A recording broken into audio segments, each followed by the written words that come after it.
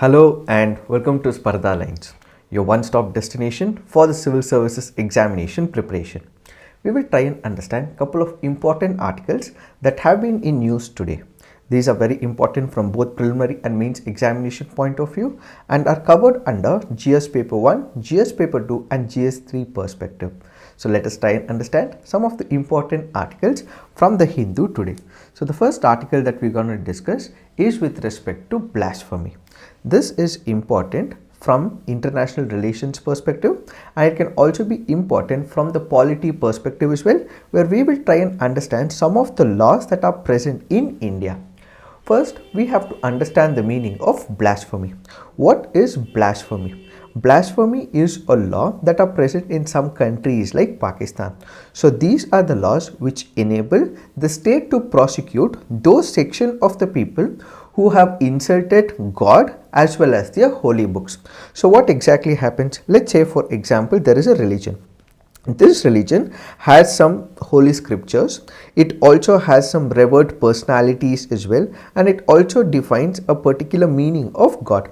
If a person so insults the God or the people revered or the holy scriptures of that particular religion, in that case blasphemy will be immediately imposed on that person. So basically blasphemy is laws which are imposed against a person where the state prosecutes a person primarily because that person has insulted the God or the personality or the holy scripture. This is the meaning of blasphemy. But why do such countries or any country for that matter which have blasphemy laws come up with such blasphemy laws in the first place? That is because they basically believe that in order to establish a social harmony, communal harmony, people keep revering a particular god or a personality. So in order to maintain and sustain the social harmony, such laws will have to be present in the society. So basically this is one of the law which helps in maintaining and sustaining the stability in the society and also maintaining law and order in the country. When we look at Pakistan, there have been several instances where blasphemy law has come into picture, and at the same time people have also taken laws into their hands, and as a result of these laws the minorities in the country are the major problemers for those people is what they believe. But unfortunately there have been some vendetta politics, there have been hatred that is brewing, and minorities in Pakistan are not safe, and as a result many countries have voiced their concerns about it and the investments are not being made in Pakistan. This ultimately means the economy is also not going up and people become the major sufferers. When it comes to the blasphemy laws in Pakistan, which are the major laws that we have? When we look at the blasphemy laws in Pakistan, this has a colonial imprint. When we look at the Indian Penal Code, similarly Pakistan has the Pakistan Penal Code as well. Both of us draw our origination from the British penal laws as well. So the British prior to the independence, they come up with certain laws, and in Pakistan they have made couple of amendments later, but the primary law is again defined from the British administrative law. So which are these? When you look into the Pakistan Penal Code, they have a section called a section 295B which made willful defiling or damaging of a copy of the Holy Quran punishable with imprisonment for life. So any person who wishes or damages a copy of the Holy Quran will be punished for imprisonment for life. This is a law that is present in Pakistan. Section 295C was inserted in 1986. It laid down that whoever by words or by visible representation or by an imputation, innuendo or insinuation, directly or indirectly, defiles the sacred name of the Holy Prophet Muhammad, peace be upon him, shall be punished with death or imprisonment for life and shall also be liable to fine as well. This is the law that is present in Pakistan under the Pakistan Penal Code. So this emphasizes the fact that anyone, in case they criticize, defile, damage the Holy Quran or in the form of visible representation or words, imputation, innuendo, directly or indirectly defiles the sacred name of Holy Prophet Muhammad, they will be thrown behind bars for entire life and they shall also be liable to fine as well. This is the law that is present in Pakistan. But of late, what we are witnessing is extrajudicial killings. So there is a law. If there is a law, who should be penalizing the person? That is the person whosoever is the accused. It is the state authorities who have to prosecute him.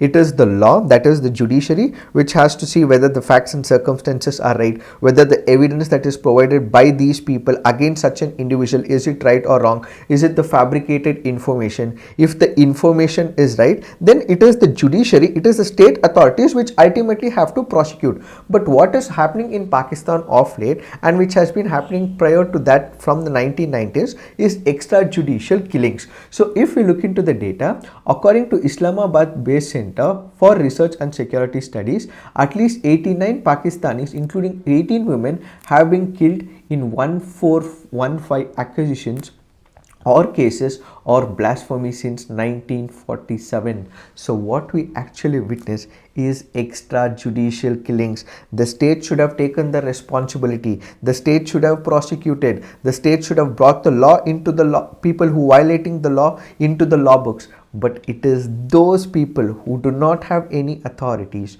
who are killing the people, and ultimately this whole issue of blasphemy is getting violated by the extrajudicial killings.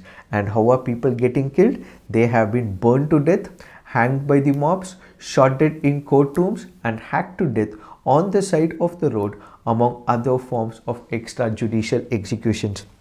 So it is the minorities in Pakistan who have become the major sufferers in Pakistan. Added to it, there has also been international twist as well. What is this international twist? There was one of the cases that happened in Sri Lanka. There was one of the cases that happened with the Sri Lankan citizen. There was a Sri Lankan citizen who had gone to Pakistan. There were allegations that he had entered into that particular mode of criticizing the religion, and as a result, he was killed as well. The law and order was not able to protect the citizen of Sri Lanka. All this leads to disturbance between Pakistan and another country as well. And in the same time, judges also face constant pressure as well. What is this constant pressure? When there are blasphemy laws imposed on a particular person who happens to be the accused, it is the judges who have to decide the facts and circumstances of the case and ultimately declare whether this particular person has to be convicted or acquitted. But in most of the cases, despite not having merit, despite not in favor of the blasphemy laws, they do not want to convict him, because the people in Pakistan want to convict such a person. There is pressure on the judges who does not follow the merit in the case, but he goes by the pressure of the people of the Pakistan. So the law and order, the law is not getting permitted, but instead it is the extrajudicial pressure which is acting upon the judges. And at the same time, local police have also been standing aside witnessing these horrific crimes that have been taking place. So whenever such crimes are taking place, it is the police officers who are supposed to stop it, but what do? They become the mute spectators in that particular place. They do not go and stop because they also come under the pressure as well. If such is the state of extrajudicial killings that are happening in Pakistan, where is the law and order? And ultimately, it means that the minorities in Pakistan have become the major sufferers. Now, the point that we have to introspect when it comes to blasphemy laws is, what is the need of it? What is the requirement of it? What are the advantages of it? Do we actually need a blasphemy law? Let's look at arguments which says yes, it is required. Let's also look at arguments which says no, the blasphemy law should not be in picture. The first point of emphasis is that advantages of blasphemy law, that yes, blasphemy laws are required in the society. Why do we require blasphemy laws in the society, or what is the need of the blasphemy laws? So there are a large section of the people in the country. These people have been revering, they have been respecting, they have their own respect for their own religion as well as the personalities of that particular region. So a person should understand that, a person from a different community should also understand that, and there has to be respect towards another religion as well. But what happens, in order to vitiate an environment, make an environment toxic, there are few people who would want to make vague statements in that society. So in order to control it, it so that there is the deterrent effect in the society so that he is not prosecuted. Such laws are required. This is basically done so that there is stable society and there is governance as well. So if such blasphemy laws are present, the other person from a different community or whosoever that person is, he will stop criticizing that particular region and stop making vague statements as well. This will ultimately ensure that there is peace and tranquility in the society, and the toxic nature, fake news, aggressive talks will be avoided. So basically there are a certain section of people who respect their own religion. These are individuals who respect and revere their own personalities. Why should another individual speak about their religion? If it is a nexus, if it is a rational argument, that can be put before the court of law. But in such cases, in extreme cases, there are aggressive statements made about a particular region. This can be stopped. So the blasphemy laws is acting as a deterrent is one such argument. However, when it comes to such things, we also have to look at other side as well. What is the other side? Whether blasphemy laws are right? No, they are not right. Why? Because these are in direct conflict with UN Covenant on Civil and Political Rights. So it is against the freedom of expression as well. Another argument is, while we say that it is against the freedom of free speech and expression are not absolute as well. There are reasonable restrictions. So these reasonable restrictions come under the blasphemy laws. So you have the right to speak, but there are also limitations. It is not an absolute right. So on one side it says that the blasphemy laws will require certain restrictions because these are reasonable restrictions, but on the other side you have the UN Covenant on Civil and Political Rights, which promotes free speech and expression. So in order to promote free speech and expression, if there is a legitimate reason for me to voice out an opinion, in that case what we can do is come up with such opinion. For example, in a particular religion there might be a practices which are not in sync with the modern society. Let's say for example we have the sati system, or let's say for example a woman is subjugated or she is asked to stay at home. She is not able to perform her daily tasks. For example, in Afghanistan currently there are some places where women are not allowed to go out, bringing in an idea of religion. Is it right? No. In such cases, if we are questioning the religion where right to equality is not maintained, in such cases blasphemy law is stopping such things. So this is against the international conventions, this is against the equality, and as a result such blasphemy laws should not be present is the first argument. Second argument is it oppresses the minority. What exactly happens? Let's say for example they want to have their own political wills as well.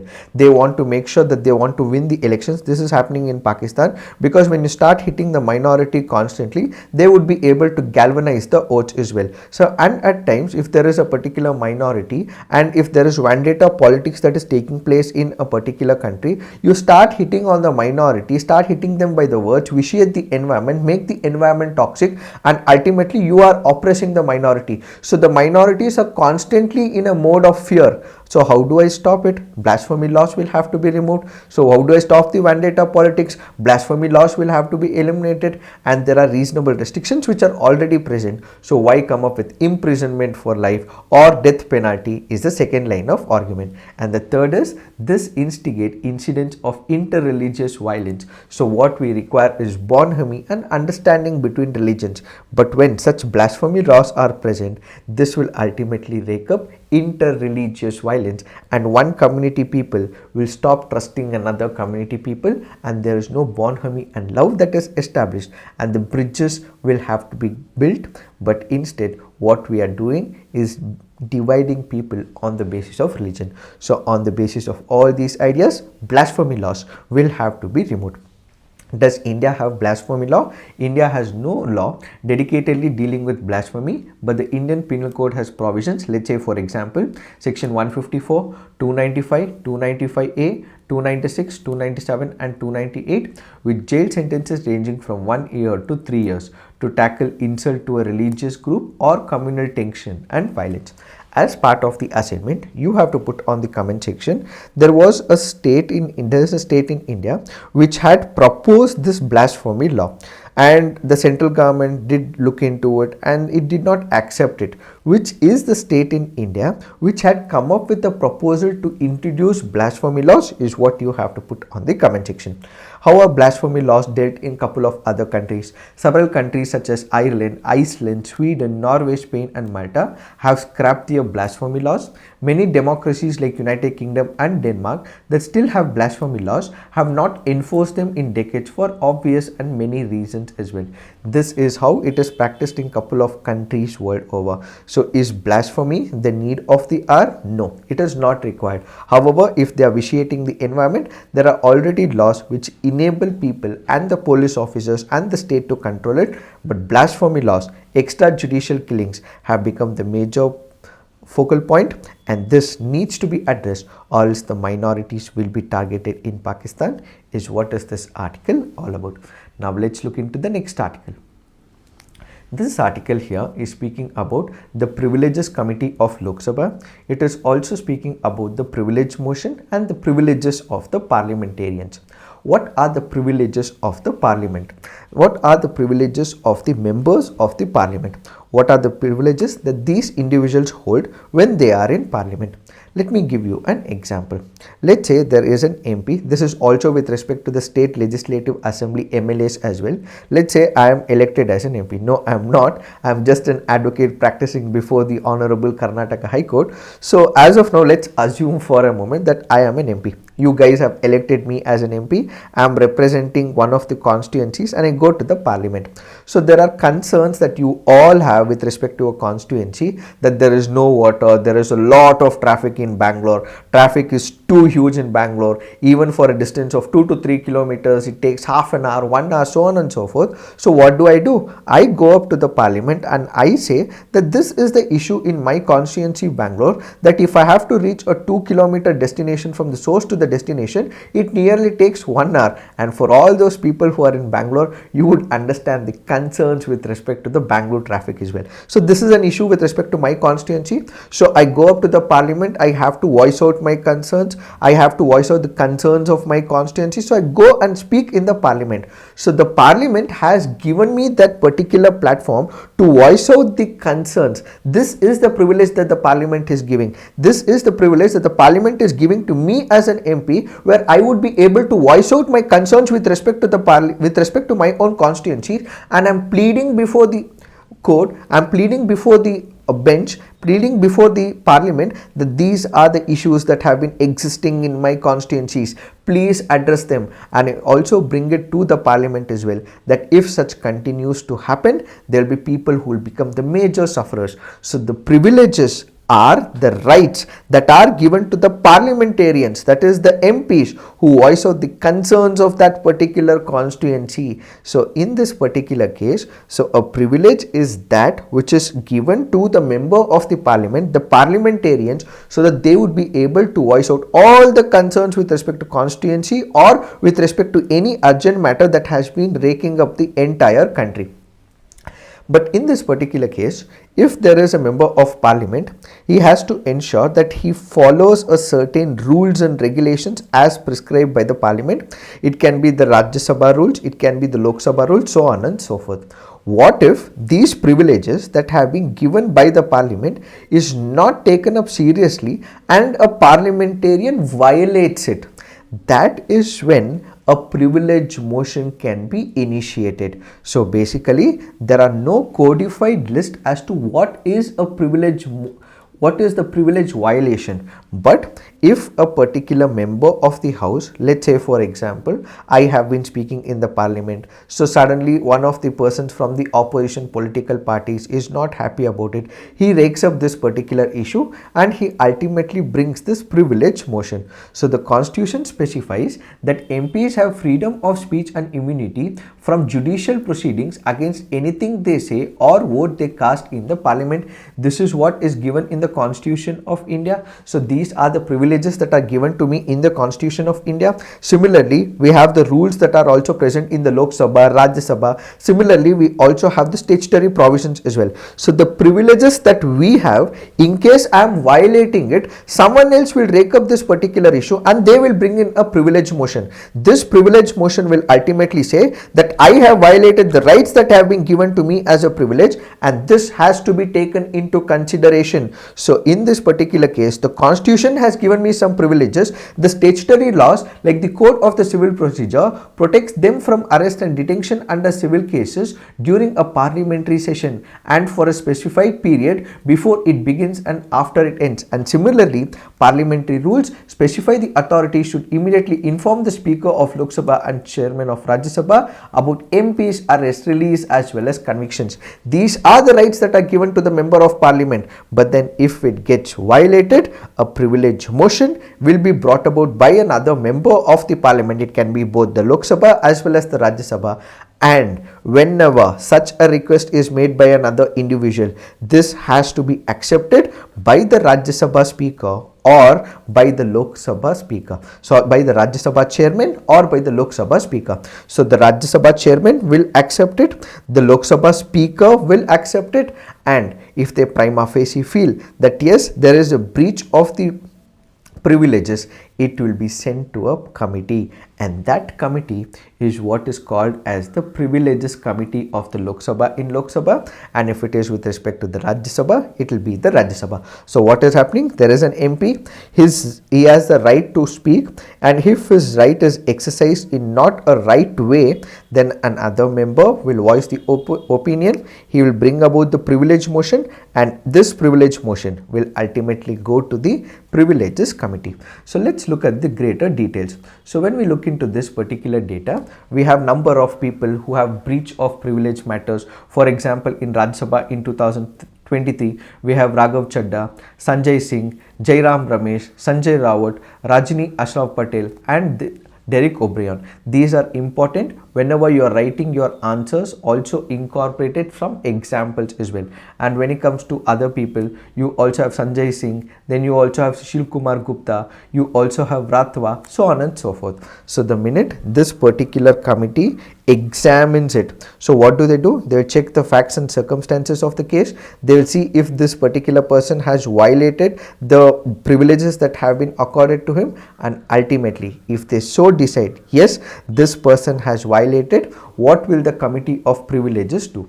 The Committee of Privileges has the power to recommend to the House for its consideration the issue of admonitions, reprimands, suspension, and in rare cases expulsion from the House as well. There was one such rare case. In one rare case in 1978, the Lok Sabha Committee on Privileges recommended the expulsion of the then Prime Minister Indira Gandhi ji. So they have the power to look into the facts and circumstances of that particular case and ultimately make a recommendation to the House with the help of the report. Generally, what would happen when such a report is made? The person whosoever has made such a comment who has violated the privilege, he would be asked to make an apology, and once apology is given, these activities will be resumed. As part of the assignment, you have to put on the comment section, we have the Committee of the Privileges in Lok Sabha and Rajya Sabha. How many members are there in Lok Sabha committee? How many members are there in the Rajya Sabha committee is what you have to put on the comment section. So this is what we have to understand with respect to the Committee of Privileges. Now let's look into the next article. This article here is speaking about the GDP numbers. The article goes on to say that we have the finance minister who says that India's GDP numbers are increasing. We also have the international organizations which have also acknowledged this particular fact. It has also said that the GDP numbers have been increasing, but you also have the opposition political parties and their leaders who go on to say that it is their numbers, they were able to bring up this particular number. It is just not about the GDP numbers, it is also about the growth as well as the job market. So it is in this particular backdrop we have to understand, is GDP numbers alone, or when we grow, then the GDP numbers are increasing. What we also have to mold is the work culture. What we also have to add is the number of jobs in the market. This is where we have to understand two important concepts. If you look at 2015 or 14 or 16, I mean in one of the years, there was a question that was asked in the GS paper 3 economy section, which is about jobless economy, jobless growth. It is one such article which is important from the GS paper 3 economy perspective. What is this jobless growth or the jobless economy? Or there is another word that is also called as treadmill economics. So these two words are with respect to the same concept. One is jobless growth or the jobless economy. The other is what is called as a treadmill economics. What is this jobless growth? Jobless growth is a concept which basically goes on to say that there is growth in terms of what? In terms of GDP numbers. There has been a constant and rise of the GDP numbers constantly. What we are seeing is a constant rise when it comes to the GDP numbers. But is this GDP number rise resulting in increase of the jobs as well? No. So there is increase in the numbers, but this is not resonating with the same amount of jobs. So while on one side the GDP numbers are increasing, but on the other side the number of jobs that have to be increased with respect to the commensurate increase in the GDP is not matching up, is what is called as the jobless growth. This is also called as treadmill economics. What exactly happens in treadmill economics? Let me simplify this process for you. Why is it also called as treadmill economics is what I'll try and explain for you. When you start running, most of us do not exercise, so we do not actually walk a long distance or even run as well. Let's say if we are running, what do? We start moving from one place to another. We start jogging. When you say jogging, you put on your sports shoes and you start running as well from one place to another. So you are literally moving on the roads from one place to another. So what exactly is happening? You are moving. But when it comes to treadmill, you are running on the treadmill, but are you moving from one place to another? No. So the treadmill economics basically says that it is giving you an idea, it is giving you a perception that you are running a lot, but are you moving from one source to another source? Are you moving from one place to another? No. So treadmill economics basically feels that when it comes to the economy, yes, we are moving in terms of the GDP. So in terms of the GDP, we are moving, the numbers are increasing, so on and so forth, but we are actually there when it comes to the job market. In job market, we are not able to increase the number of jobs, which is what is called as jobless growth. So there is growth, the GDP numbers are increasing, but are the jobs increasing? No. So the jobs are not increasing, but only the GDP numbers are increasing, which is called as jobless growth or the treadmill economics. So the author in this particular case goes on to say that the finance minister is saying that we have increase in the numbers, but then contrary to that, the GDP might have been increasing, but we are not increasing the jobs, says the author. How does he substantiate it? That is because he goes on to say that there are large number of people who are looking for jobs in the Manrega scheme. When it comes to the Manrega scheme, who are the people who come up in case they do not have any other job opportunities, they are not involved in any of the primary sector, service sector or the manufacturing sector, because it is unskilled labor, because they also have to work in hot sunlight as well. It is those people who do not have any other source of income who come up to Manrega. So the number of people who are working in Manrega, the numbers are constantly increasing, which means to say that they do not have other sources of revenue, they do not have other sources of job opportunities, and that is the reason they are coming to Manrega. So the number of jobs are not increasing. Might be the GDP numbers are increasing, but the number of jobs are not increasing. They are not working in their core industry, but they are working in Manrega, which is one such idea. So people from higher caste constitute nearly 3/4 of the formal service sector jobs that GDP growth produces, while 80% of the workers under the Manrega program are from oppressed caste of Dalits, tribals and the backward caste. So this basically means that it is the marginalized community, it is the people from the Dalit caste, the tribals and the backward caste who are able to work in these sectors. These are not economically empowered. So we have to look at the growth prospects, yes, but at the same time, job prospects will also have to be taken, says the author. Analysis of data from the Reserve Bank of India shows that in the decade 1980 to 1990, every percentage point of GDP growth produced 2 lakh formal jobs. This half to just 1 lakh jobs for every percentage of GDP growth in 1990s and half further in every subsequent decade. Despite opening the economy, despite having the liberalization of the economy, despite having the foreign direct investments, companies coming and investing in India, what we are not able to generate is jobs in India, says the author. This is where the author also takes into picture a couple of examples as well. What India is currently entering is into the sector of semiconductor manufacturing. World's largest contract, that is Foxconn, nearly doubled its revenue between 2010 and 2020, but its total number of workers remained roughly the same. So we have opened up our economy. We were a closed economy and now we are an open economy. We have more number of funding that is coming from the foreign market into the Indian market in terms of the foreign direct investments.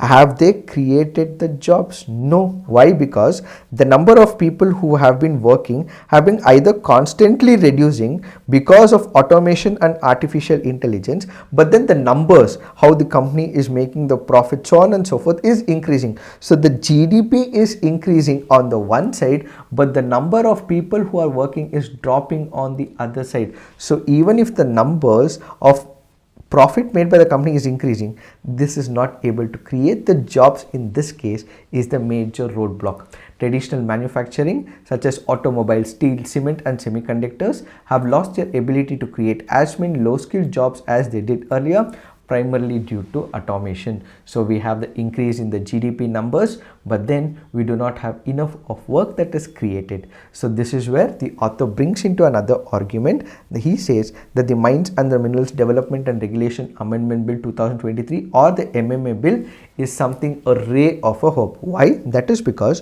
when you look at the electronic sector right now or the electrical sector, what it requires is some of the important minerals like lithium, cobalt, graphite and other rare earth. When it comes to China, they have had a couple of advancements when it comes to this particular area, but India is not able to mold it, primarily because we do not have the technology to extract the minerals. When you look at what is happening in Afghanistan right now, Afghanistan has a lot of minerals.